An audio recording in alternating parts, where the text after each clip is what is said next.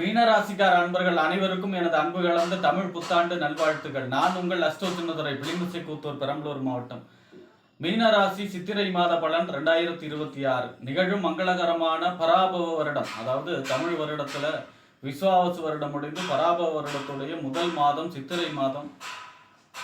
மீனராசிக்காரர்களுக்கு எப்படிப்பட்ட கிரக நிலைகள் இருக்கிறது, அதனால் என்ன பலன்கள் ஏற்படும், இந்த மாதம் செய்யக்கூடிய வழிபாடுகள் என்ன, பரிகாரங்கள் என்ன என்பதையெல்லாம் பற்றி இந்த காணொலியிலே பார்ப்போம். இது போன்ற தொடர்ந்து தமிழ் மாத ராசி பலன்களை தெரிந்து கொள்ளவும், ஜோதிட தகவல்களை தெரிந்து கொள்ளவும் நமது சேனல் அஸ்ட்ரோ சின்னதுரை சப்ஸ்கிரைப் செய்து கொள்ளுங்க, லைக் பண்ணுங்க, நண்பர்களுக்கு ஷேர் பண்ணுங்க. அதாவது பார்த்தீங்கன்னா மீனராசியை பொறுத்த வரைக்கும் 7.5 சனியில் ஜென்மசனி நடந்துகிட்டு இருக்கு. இந்த 7.5 சனி ஜென்மசனிங்கிறது கொஞ்சம் டஃப்பான காலம். இப்போ இந்த அதுக்கு ஒரு நன்மையான நேரம் அப்படின்னா அடுத்த மாதம் வைகாசி மாதம் குரு பயிற்சி இருக்கு. உங்கள் ராசிநாதன் குரு 5ஆம் இடத்துக்கு வரார். 5ஆம் இடங்கிறது மிக அற்புதமான இடம். 5ஆம் இடத்துல உங்கள் ராசிநாதன் உச்சமாக வருகிறார். அது அதை விட சிறப்பு உச்சமாகி உங்கள் ராசியை பார்க்க போகிறார் 9வது பார்வையா. அப்போ இந்த வைகாசி, இந்த சித்திரை மாதம் முடிஞ்சா வைகாசியிலிருந்து மீனராசியை பொறுத்த வரைக்கும் மிக அற்புதமான பொற்காலம். அப்போ 7.5 சனி ஜென்மசனியுடைய தீய பலனும் ஏற்படாது.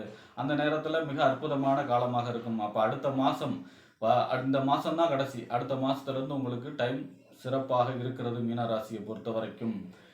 அடுத்ததாக பார்த்தீங்கன்னா இப்போ குரு 4ல் இருக்கார். உங்கள் ராசிநாதன் 4ஆம் இடத்து குரு தர்மர் சூதாடி வனவாசம் போனது 4ஆம் இடத்து குரு, நாதித்த குரு அப்படின்னு சொல்லுவாங்க. எப்படின்னா எந்த சொந்தக்காரங்க இருந்தாலும் யாருடைய உதவியோ எதுவுமே கிடைக்காது அப்படிங்கிறது தான் அதோடைய பலன். அப்போ பார்த்தீங்கன்னா அடுத்த ஜூன் மாதம் 2ஆம் தேதி, அதாவது வைகாசி மாதத்துலேருந்து உங்களுக்கு சிறப்பான பலன்கள் ஏற்பட போகிறது. அடுத்ததாக பார்த்தீங்கன்னா உங்கள் ராசிக்கு 2ஆம் இடம், வாக்கு, தனம், குடும்பம், வருமானம் அப்படின்னு சொல்லக்கூடிய 2ஆம் இடத்திற்கும் 9ஆம் இடம் என்று சொல்லக்கூடிய தந்தை ஸ்தானம், பாக்கிய ஸ்தானம், தொலைதூர பயணம், உயர்வீழ் ஸ்தானத்துக்கு அதிபதி செவ்வாய் உங்கள் ராசியிலே செஞ்சிருக்கிறார். 28ஆம் தேதி வரை செஞ்சிருக்கிறார்.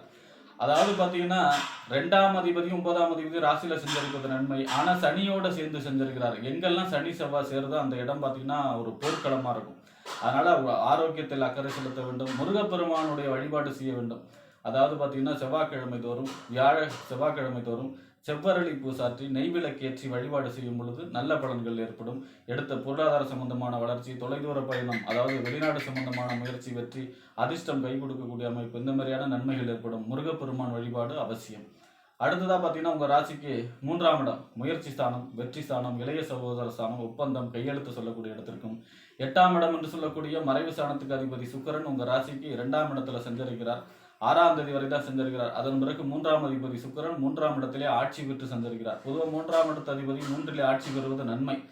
அதாவது நம்ம ஃபர்ஸ்ட் எடுக்கக்கூடிய முயற்சி எல்லாம் 3ஆம் இடம். பொதுவாக 7.5 நாட்டு சனி நடக்கும் பொழுது, ஜென்மசனி நடக்கும் பொழுது நமக்கு எடுத்த காரியம்லாம் தடை இருக்கும். ஆனால் இப்போ 3ஆம் அதிபதி ஆட்சி பெறுவதனால இப்போ 6ஆம் தேதிக்கு அப்புறம் எடுத்த காரியமெல்லாம் வெற்றி கொடுக்கும். தடை இல்லாமல், தங்கு தடை இல்லாமல் எடுத்த காரியம் அனைத்தும் பூரணமாக வெற்றி கொடுக்கும். புதிய ஒப்பந்தங்கள் சேரும். புதிய ஒரு நன்மைகள் ஏற்படும். அதாவது பார்த்தீங்கன்னா புதிய வாய்ப்புகள் உங்களை தேடி வரும். 3ஆம் இடம் சிறப்பாக இருக்கும் பொழுது இளைய சகோதர வழி நன்மைகள் எல்லாம் ஏற்படக்கூடிய அமைப்பாக இருக்கும்.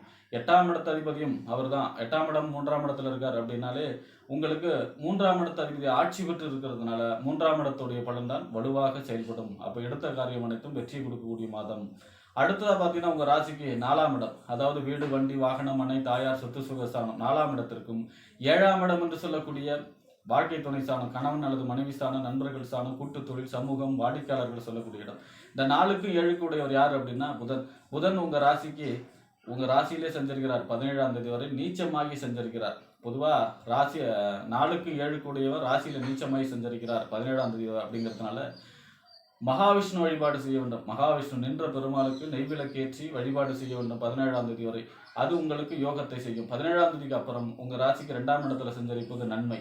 ஏன் அப்படின்னா இந்த 4க்கும் 7க்கும் உடையவர் 2ல் செஞ்சிருக்கிறாருன்னா இதன் மூலமாக வருமானம், 2ஆம் இடம் வருமானம், அதாவது பார்த்தீங்கன்னா கூட்டு தொழிலில் வருமானம், ரியல் எஸ்டேட் தொழில் செய்பவர்களுக்கு வருமானம், அதன் மூலமாக நல்ல பலன்.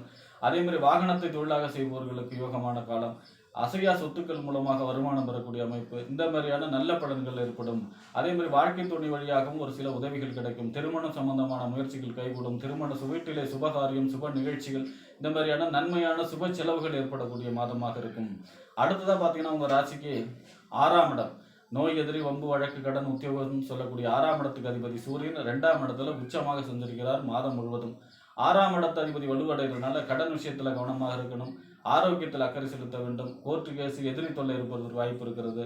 ஏன்னா 6ஆம் இடத்து அதிபதி 2ஆம் இடத்துல வலுவடைகிறதுனால குடும்பத்தில் உள்ளவர்களிடம் வாக்குவாதத்தை தவிர்க்க வேண்டும். குடும்ப சண்டைகள் ஏற்படுவதற்கு வாய்ப்பு இருக்கிறது. அதே மாதிரி பார்த்தீங்கன்னா 2ஆம் இடத்துல சூரியன் உச்சமா இருக்கிறதுனால சுடு சொற்கள் உங்கள் வார்த்தையில் வந்து ஒரு சுடு சொற்கள் விழும். அதாவது ஹார்டான வார்த்தைகள் பேசக்கூடாது. பேசினா குடும்ப சண்டைகளை ஏற்படுத்தக்கூடிய அமைப்பும் இருக்கிறது. கொடுத்த வாக்கை காப்பாற்ற முடியாத நிலை இருக்கும். ஏன்னா 6ஆம் இடத்து அதிபதி 2ல் வலுவடைகிறதுனால சூரியனுடைய வழிபாடு செய்யலாம். அதாவது ஞாயிற்றுக்கிழமையில நவகிரகத்துல சூரியன் வழிபாடு செய்யலாம். அல்லது சிவபெருமானுக்கு பிரதோஷ வழிபாடு செய்வது மிக அற்புதமான பலனை தரும். மகாவிஷ்ணு வழிபாடு, முருகப்பெருமான் வழிபாடு, சிவபெருமான் வழிபாடு, இந்த வழிபாடுகள் எல்லாம் சித்திரை மாதம் மீனராசிகள் செய்யும் பொழுது யோகமான பலன்கள் ஏற்படும். அடுத்த மாதம் வைகாசியிலிருந்து குரு உங்கள் ராசிக்கு 5ஆம் இடத்துல உச்சமாகி உங்கள் ராசியை பார்க்கறதுனால அடுத்த மாதம் இருந்து அமோகமான பலன்கள் ஏற்படும். அப்போ இந்த மாதம் மட்டும் கொஞ்சம் ஆவரேஜாக இருக்கும். வழிபாடு பரிகாரம் மூலமாக வளம் காணக்கூடிய மாதமாக சித்திரை மாதம் மீனராசிக்காரர்களுக்கு அமையும் என்று கூறி விடைபெறுகிறேன். நன்றி, வணக்கம்.